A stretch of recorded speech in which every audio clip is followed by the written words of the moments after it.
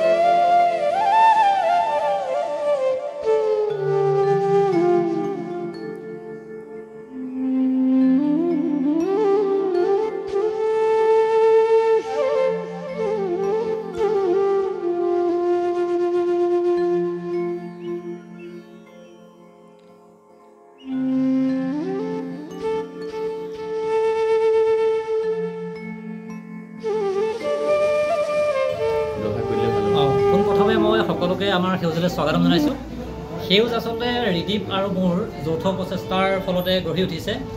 সেউজৰ প্ৰধান উদ্দেশ্যটো হৈছে যে থলুৱাভাৱে যিখিনি আমাৰ শাক পাচলি উৎপাদন হয় সেই শাক পাচলিখিনি আমি সুলভ মূল্যত বজাৰ যোগান ধৰা এইটো আমাৰ প্ৰধান লক্ষ্য আৰু এতিয়া এইটো এটা কথা কওঁ আমি দুজন যেনেকৈ ওলাই আহিছোঁ তেনেকৈ আৰু 10জন ওলাই আহক কৰ্মমুখী হওক কৰ্মবিমুখ হৈ থাকিব নালাগে কৰ্মমুখী হ'লে চৰকাৰখনৰ সুবিধা হয় চৰকাৰৰ মুখলৈ আমি চাই থাকিব নালাগে আৰু এই প্ৰচেষ্টাৰে আমি অনাগত দিনত স্থানীয় যুৱক যুৱতীসকলকো আমি প্ৰত্যক্ষভাৱে হওক বা পৰোক্ষভাৱে হওক আমি জড়িত কৰাম আৰু পৰৱৰ্তী পৰ্যায়ত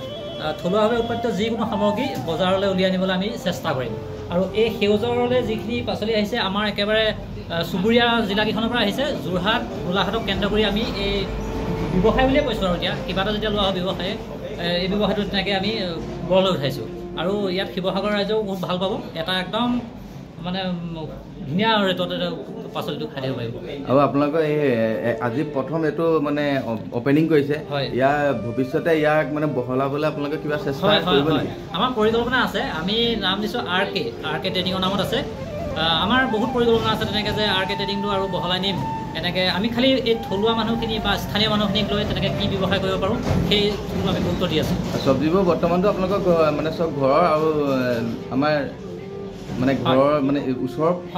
গাঁওবিলাকৰ পৰা অনা হৈছে গাঁওবিলাকৰ আমি আৰু কণ্টেক্ট কৰি আছোঁ মানে কিমান দূৰৰ পৰা নিছে এতিয়া খুব বেছি 60 কিলোমিটাৰ ভিতৰত আহি আছে 60 কিলোমিটাৰ মানে আপোনাৰ যোৰহাট গোলাঘাট আমাৰ স্থানীয় শিৱসাগৰ দিচাং হয় ধন্যবাদ শিৱসাগৰৰ মাজমজিয়াত আজি আমি আৰ কে হেউজ নামৰ এটা অনুষ্ঠানৰ আজি জন্ম দি আহিছোঁ খুব তেনে এটা সৰু অনুষ্ঠান কিন্তু আমাৰ লক্ষ্য আৰু উদ্দেশ্যটো এনেকুৱা আমি যিহেতু আপোনালোকে জানেই যে আজিকালি মানে সাৰ দিয়া সামগ্ৰী খাই প্ৰায় প্ৰতি ঘৰতে আচলতে অসুখীয়া হৈ গৈছে মানুহবোৰ গতিকে সেই কনচেপ্টটোৰ পৰা যাতে মানুহক আঁতৰাই আনিব পাৰোঁ কম পইচাত আপোনাৰ যিটো মানে ঘৰুৱাভাৱে আমাৰ স্থানীয় কৃষকৰ উৎপাদিত সামগ্ৰী যদি আমি ৰাইজক সুলভ মূল্যত দিব পাৰোঁ তাৰ উদ্দেশ্য আগত ৰাখি আমি এই আৰ কে হেউজ নামৰ অনুষ্ঠানটো শিৱসাগৰৰ মাজমজিয়াত কংগ্ৰেছ ভৱনৰ সন্মুখত আমি এই অনুষ্ঠানটোৰ জন্ম দিছোঁ আৰু আমি ৰাতিপুৱা 6 বজাৰ পৰা 10 বজালৈ আৰু সন্ধিয়া 5 বজাৰ পৰা আকৌ 9মান বজালৈকে আমি দোকানখন খোলা ৰখাৰ এটা ব্যৱস্থা কৰিম গতিকে আমি সমূহ শিৱসাগৰবাসী ৰাইজক আমি এই আমাৰ যিটো ক্ষুদ্ৰ প্ৰয়াস এই প্ৰয়াসক সহযোগিতা কৰিবলৈ অনুৰোধ জনাইছোঁ আৰু আহি আমি কেনেধৰণৰ ব্যৱস্থা কৰিছোঁ বা আমি ৰেটবোৰ কেনেধৰণে ৰাখিছোঁ আপোনালোকে আহি নিশ্চিতভাৱে আপোনালোকে ভাল পাব বুলি আমি আশা কৰিছোঁ